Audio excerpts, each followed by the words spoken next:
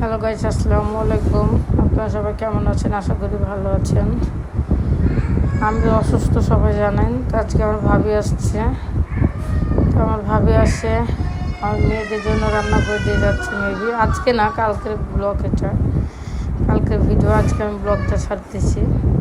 তো আমার ভাবি এসে প্রথমে আমার মেয়েদের জন্য রান্না বান্না করে, যে ফ্রিজে রেখে দিলে আমি ওদেরকে গরম করে দিলে ওরা খেতে পারবে। তো ঢেঁড়স ভাজি, মুরগির মাংস, ভাত এগুলো রান্না আগে হয়ে গেছিলো। তারপরে ডিমের ভুনা করছিল। 2-3টা তরকারি রান্না করে দিয়ে ফ্রিজে রাখলে আমি ওদেরকে গরম করে করে একটু বের করে করে দিতে পারবো, আর বাচ্চারা হলে খেতে পারবে। কারণ আমি তো অসুস্থর জন্য রান্না করতে পারতেছি না, আর বাচ্চাদেরকে তো না খেয়ে রাখা যাবে না, তার জন্য রান্না করছিল। তো এখানে ডিমের ভুনা রান্না করছিল। তো ডিমের ভুনা রান্না করছিল, আর এখানে পটল দিয়ে মাছ রান্না করে দিবে। মাছ ভেজে রাখা হয়ে গেছে, পটল পেঁয়াজ এগুলো কেটে রাখছে।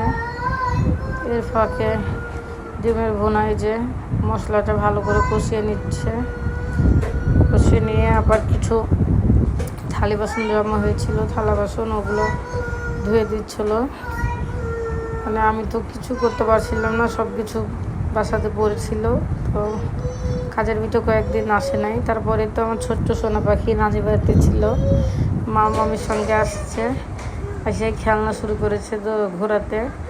তো বেবি আর 10 দিন আমার কাছে ছিল না, নানির বাড়িতে ছিল। আমি অসুস্থর জন্য আম্মাকে নিয়ে চলে গেছিলো।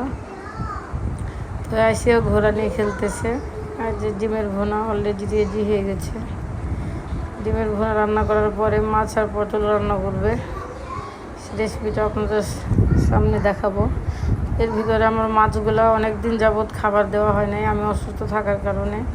তো আমি আবার একটু খাবার বের করে দিলাম, দিয়ে দেখলাম আমার ছোট্ট চাচন মাছগুলোকে দেখতেছে আর বাড়ি মারতেছে, সুন্দর করে দেখতেছে। আর মাছগুলো এক কোণাতে সুন্দরভাবে চুপ করে বসে আছে, কাছে বাড়ি মারলে ওরা নড়ে। আর দুইজন মিলে সুন্দরভাবে খেলতেছে। আমার ছোটো মেয়ে খেলতেছে, আর বড় মেয়ে পিছ থেকে থেকে ওকে হলো জ্বালাচ্ছে। মাছের এগুলো আমি আবার লাইট দিয়ে দেখলাম যে মাছ জীবিত আছে না মারা গেছে। মানে বেশিরভাগই মাছ মারা যায়, আর 10 দিন থাকার পরে একটা করে মারা যেতেই থাকে। যাই হোক, তারপরে যে পটলের তরকারির জন্য পেঁয়াজ তেল দিয়ে শুরু করে দিচ্ছে রান্না। মশলা কষানোটা তোলা হয়নি মেবি। এবার পটলের তরকারি দিয়ে মাছ, মানে একসাথে 4-5টা তরকারি রান্না করে দিয়ে যে ফ্রিজে রাখলে আমি ওদেরকে বের করে করে গরম